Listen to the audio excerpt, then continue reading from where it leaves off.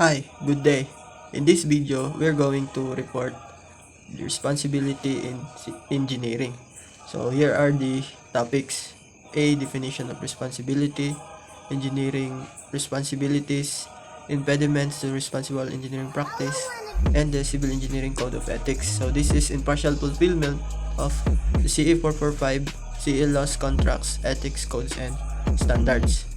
So at the end of this chapter, you will be able to define what is responsibility in the context of engineering, and then enumerate some of the responsibilities that an engineer must put in their hearts as they go along in their careers, or the responsibilities that they must value in accordance to the engineering code of ethics. Then later on, tell the reasons, hindrances, or impediments that doing responsible engineering becomes more like an ideal thing and is hard to do. So why is that so? We'll find out later on.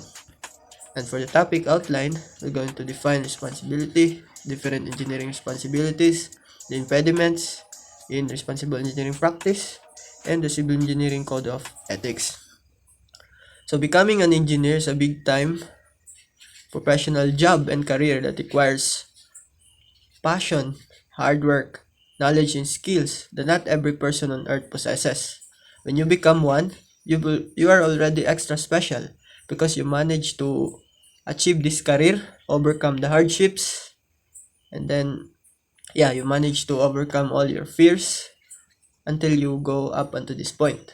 However, that is just not for a title. Becoming an engineer has a big responsibilities behind it.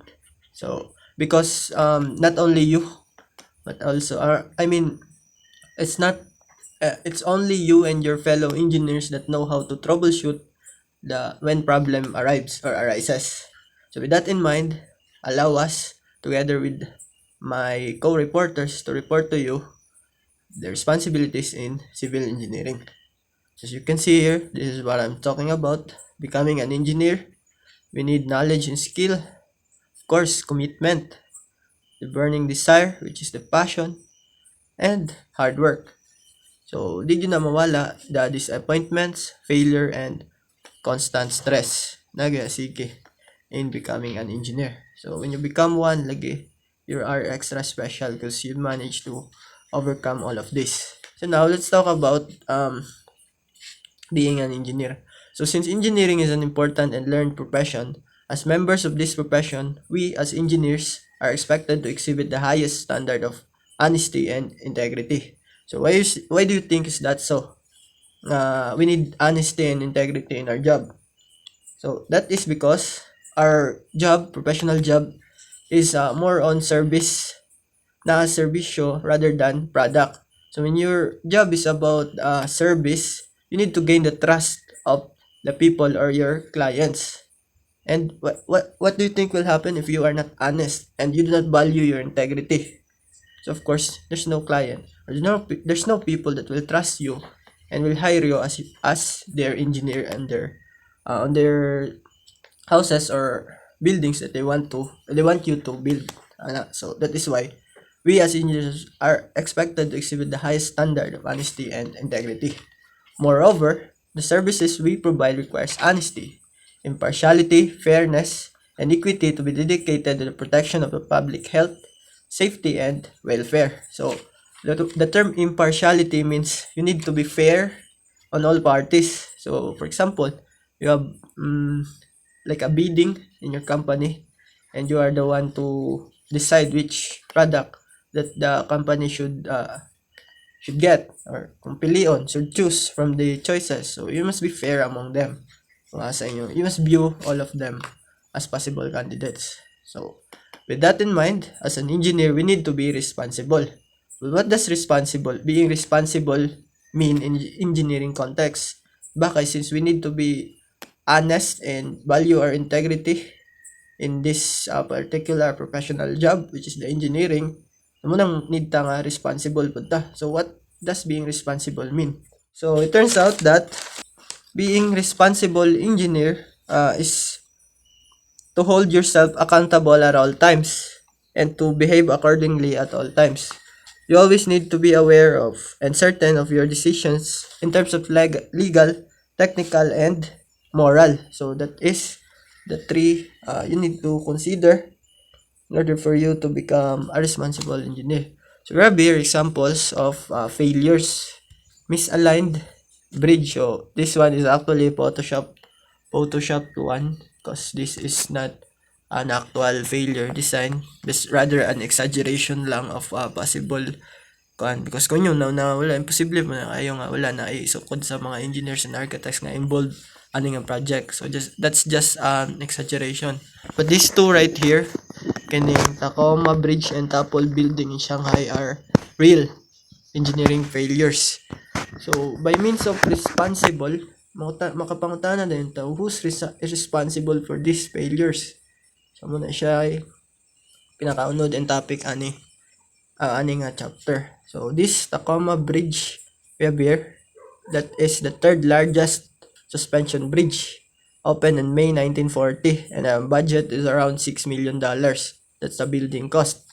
And it is known for galloping Gertie due to the way it bounces or gallop under stress from the strong winds. So it fails due to strong winds.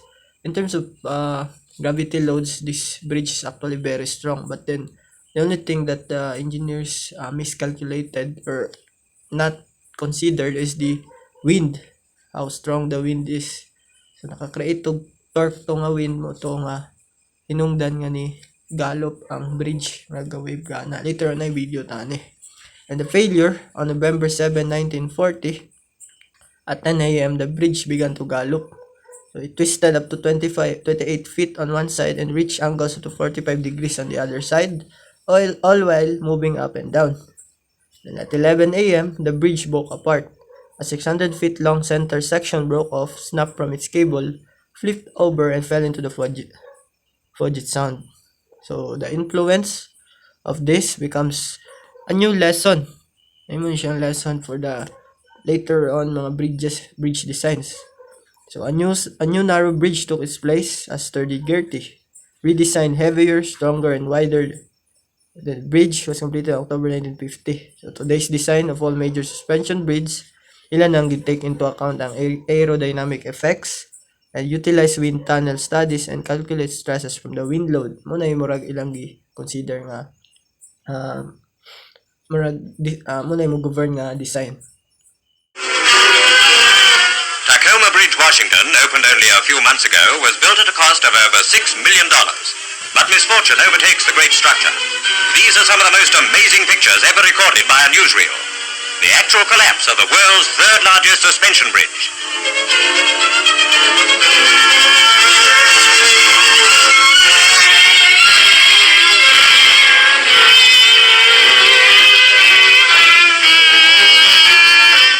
Only a 35-mile-an-hour wind is blowing, but this apparently sets up a rhythmic swinging of the bridge, which increases with each swing.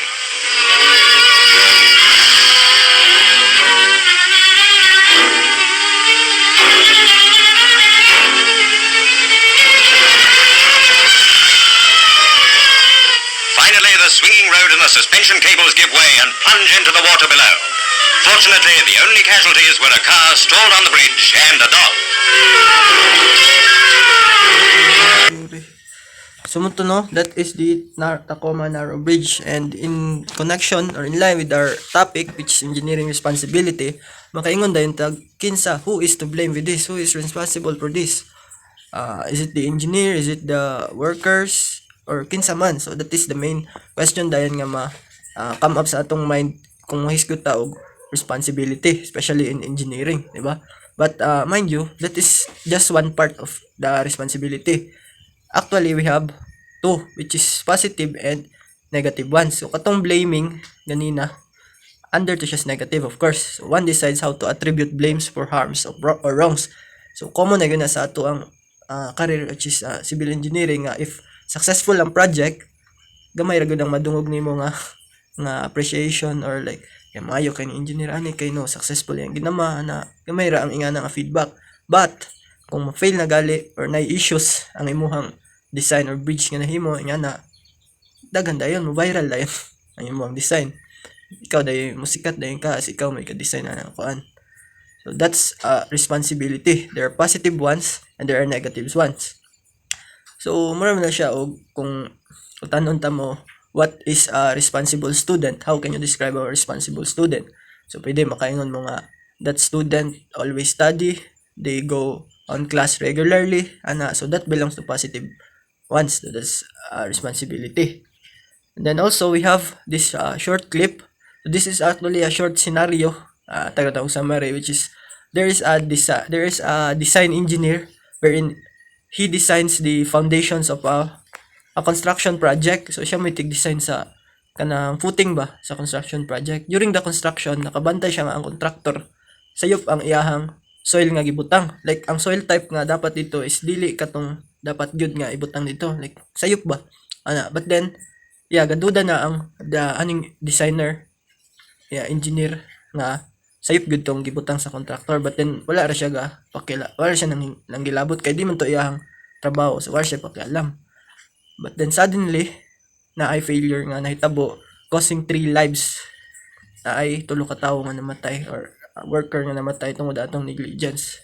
But anang gipangutanan na sila, gi-question na siya kung kabalo man day ka nga mo na sayop sa contractor, ngano man wala ni masultoy then ana siya nga kay wala man na sa akong job description, di man na akong trabaho, so mo nang wako nang ilabot. So this one makita na to ang responsibility. So I will play. What was your role in this project, Mr. Schmidt? I was the engineer in charge of foundation design. Can you tell us exactly what happened at the construction site? The footing shifted at one corner of the building and the half-constructed building collapsed. This was the foundation you designed. Yeah, but the accident wasn't my fault. The design was correct. But the contractor brought in the wrong soil, and this is why the foundation failed. You found this out after the accident. Oh, no, I suspected it was the wrong soil from the texture and color, and it was delivered to the site. You knew it was the wrong soil while it was being brought in? Yes. And who did you tell about your suspicions? No one. I was the design engineer. The quality control engineer should have discovered the problem. It wasn't my responsibility. As a result, the building collapsed. 3 people died. What does the Engineering Code of Ethics state about cases like this? I don't know. I have never seen an American engineering code of ethics. Well then, I'll read you the first fundamental canon of the code. The engineer shall always hold paramount the health, safety, and welfare of the public. Have you ever read these words, Mr. Schmidt? No, madam. And because of your ignorance and denial of duty, 3 people died in an accident at that site. No more questions. How do you feel about this accident? Very sad. But it was not my fault. I was doing my job as assigned. That is what I have always been taught, and that is what I still believe.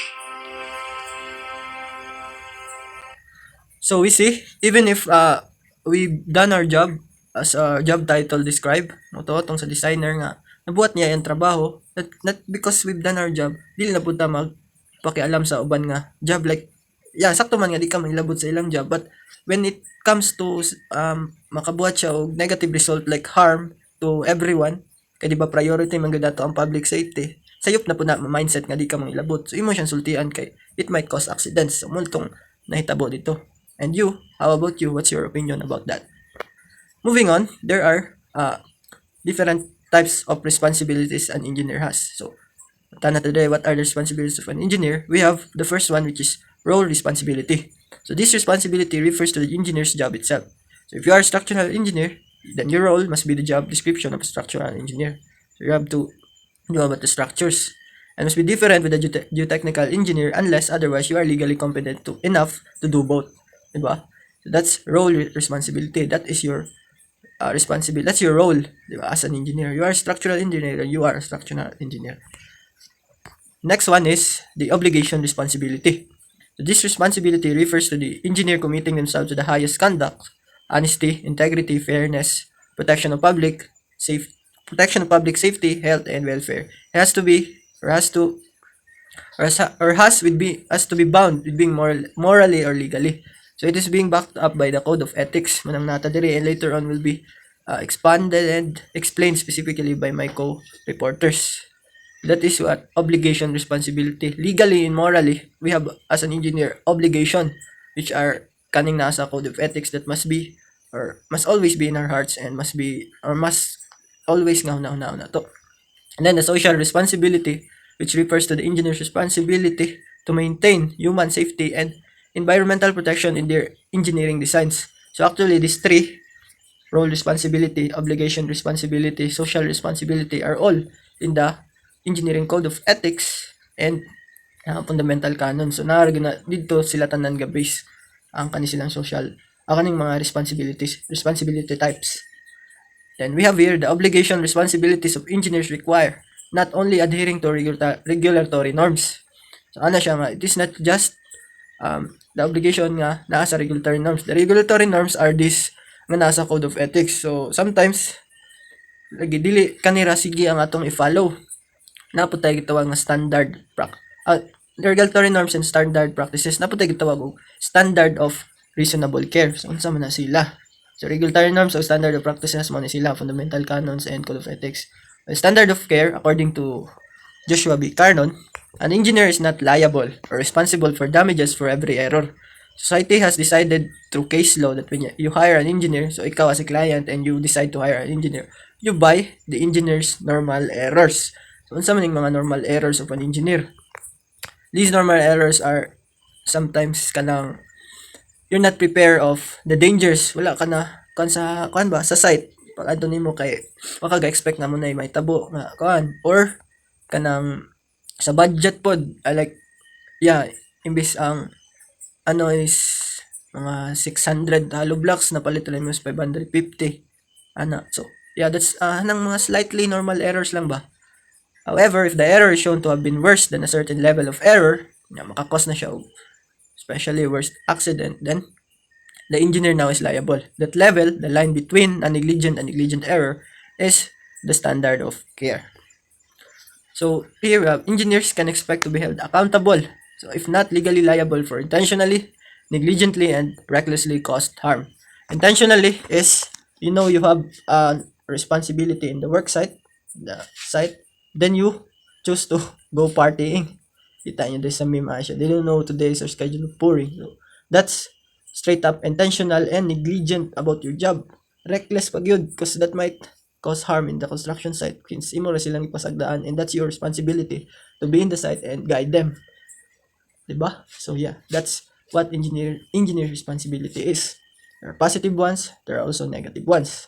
Negative is when you blame. Mangita na blame, humana na ang failure. While positive ones are those pwede pang ma-prevent, ba?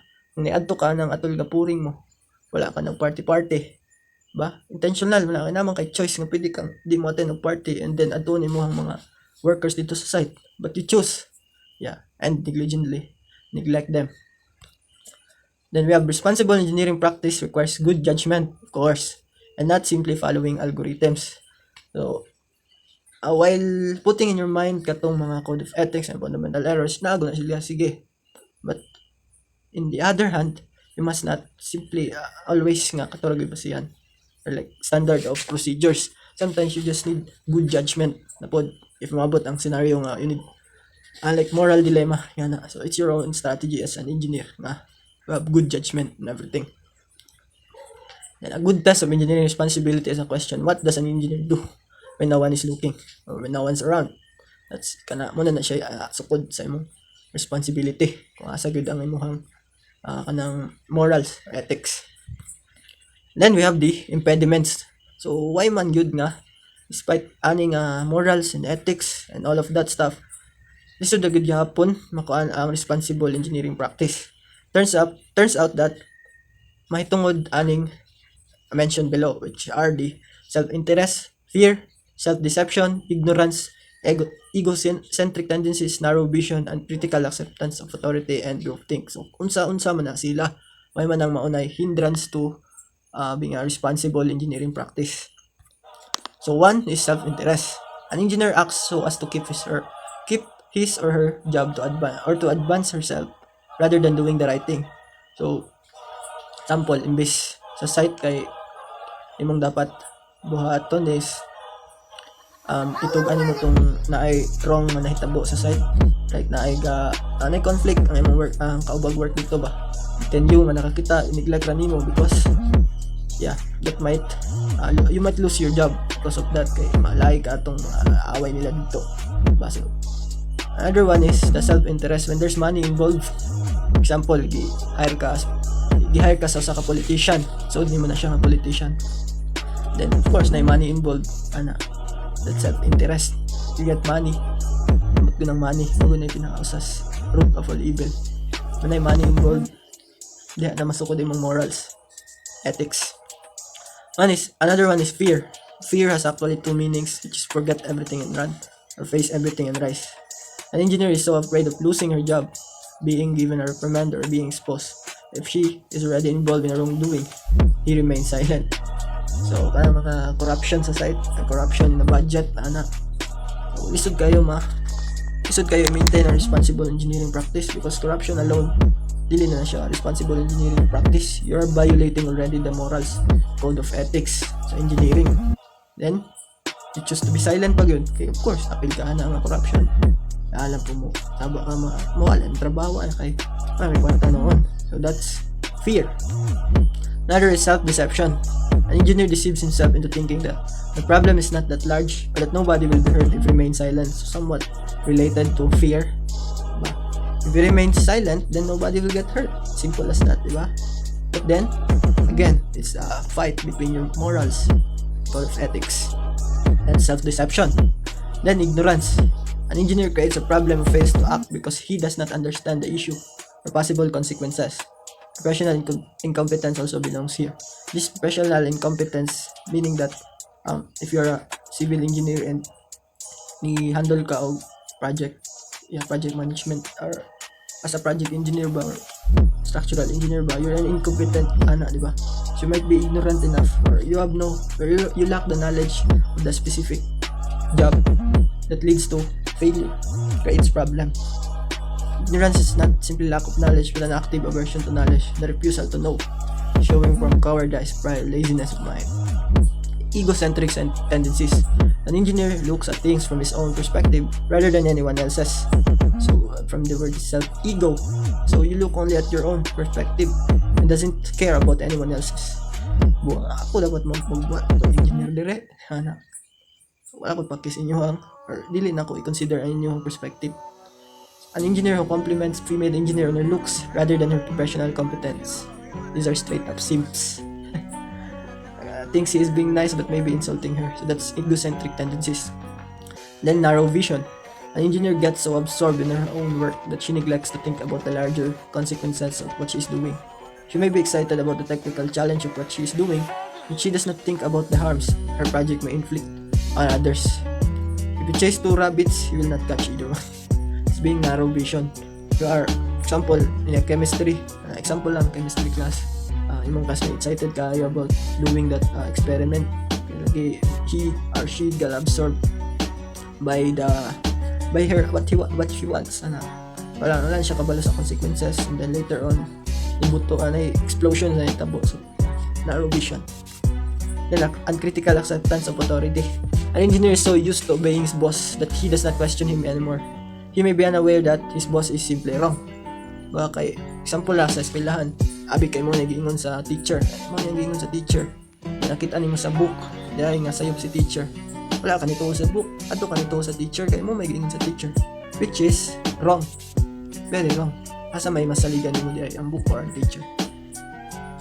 Yung may pwede yung salit as teacher. Awa ko ningon nga, don't trust your teacher, But, view on you may view on both parties, the teacher and the book. So always weigh things up. I-weigh guni mo kung asay sakto asay tinuod, pwedeng both or pwedeng dili. So yeah, you must always tanaw nimo ang both parties, all options.